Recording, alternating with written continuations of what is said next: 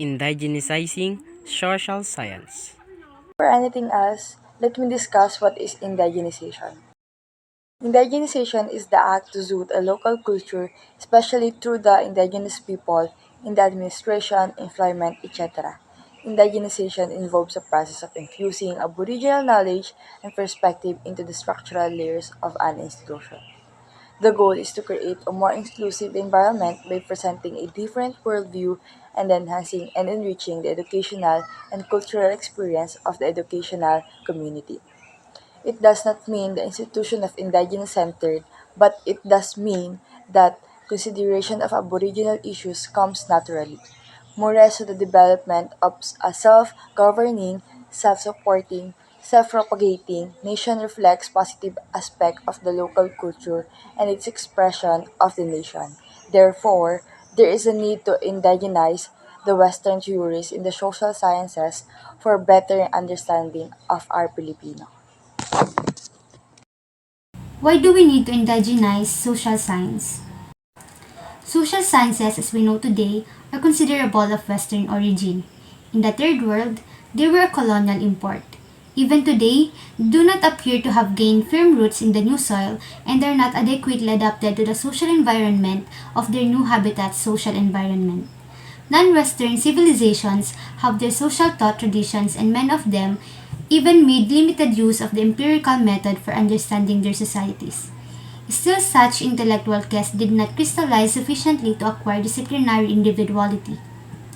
In this civilization, speculation and reflection concerning man and society gained greater strength in social ethics and philosophy. The Western intellectual impact unmistakably shapes the forms in which the social sciences have developed in the Third World societies.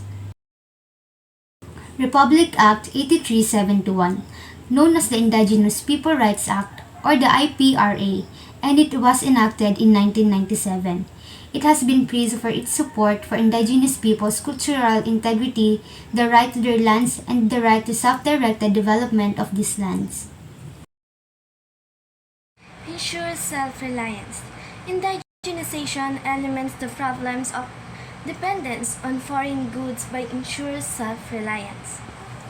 So, indigenization helps us rely on our own resources, not on foreign goods.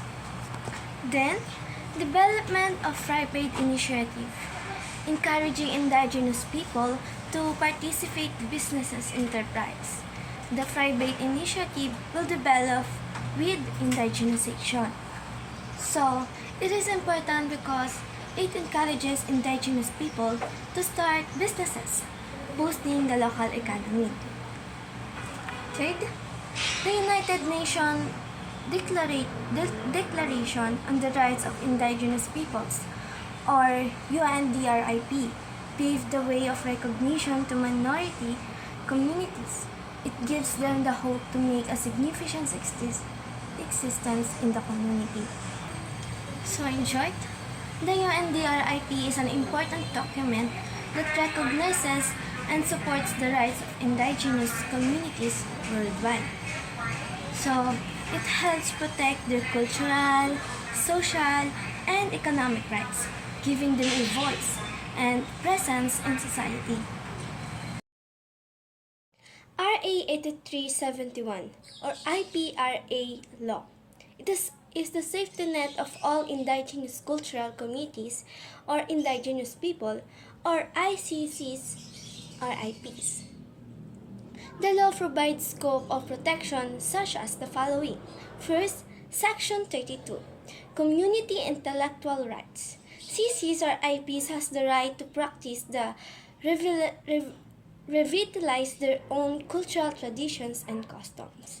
The state shall preserve, protect, and develop the past, present, and future manifestations of their cultures and the rights to the restitutions of cultural, intellectual religions, and spiritual property taken without their free and prior informed consent or in violation of their laws, traditions, and customs.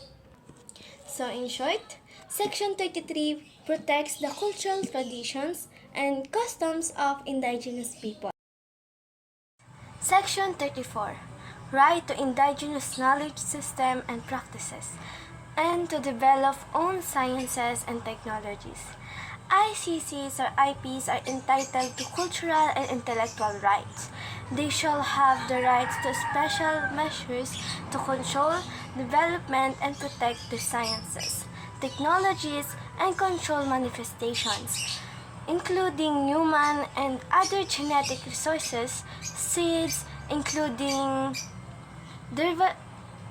derivatives of these resources, traditions, medicines, and heart practices, vitals and medicinal plants, animals and many minerals, indigenous knowledge, system and practices, knowledge of the process of fauna and floral oral traditions, literature, origins, and visual and performing arts.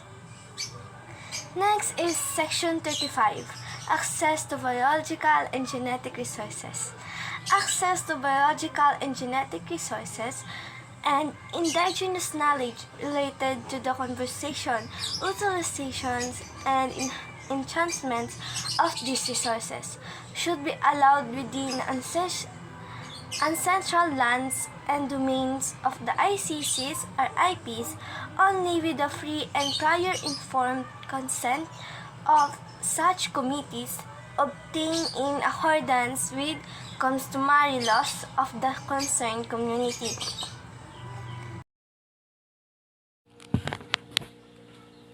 Indigenizing the curriculum.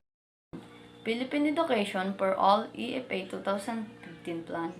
The Basic Education Sector Reform Agenda is intended to facilitate the EFA 2015 Plan's implementation by focusing the learners, teachers, school learning center. Basic Education Sector Reform Agenda also support the attainment of the Millennium Development Goals. Basic Education Sector Reform Agenda is a package of interrelated policy action intended to bring about fundamental change in how education is delivered across basic education sector and how basic education reform are planned and implemented. The end goal is to make a functional literate Filipino, communicate effectively, solve problems, think critically and creative, use resource of sustainably, and be productive, and develop a sense of community and expand worldview. Indigenizing the curriculum. Define new vision, mission, and core values. With a balanced scorecard under the Performance Governance System DepEd Order 39 2010, a new set of vision, mission, and core values has been crafted. Vision by 2030. DepEd is globally recognized for good governance and for developing functionally literate and God-loving Filipinos. Mission to provide quality basic education accessible to all lays and foundation of lifelong learning and service for the common good. Core values, culture of excellence, integrity, and accountability.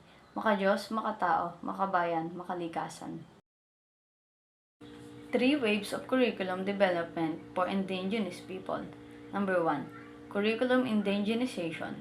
Curriculum content is organized and implemented by indigenous people. 2. Localization. Contextualization of the curriculum. Curriculum content is adapted to the community. 3. Indigenization of the curriculum. Curriculum content is adapted from the community. What is NCIP, or the National Commission on Indigenous Peoples? Is the agency of the Philippine national government that is responsible for protecting the rights of the indigenous peoples of the Philippines. The commission is composed of 7 commissioners. It is attached to the Department of Social Welfare and Development. Education, Science, and Technology, Arts, Culture, and Sports. Article 14, Section 17.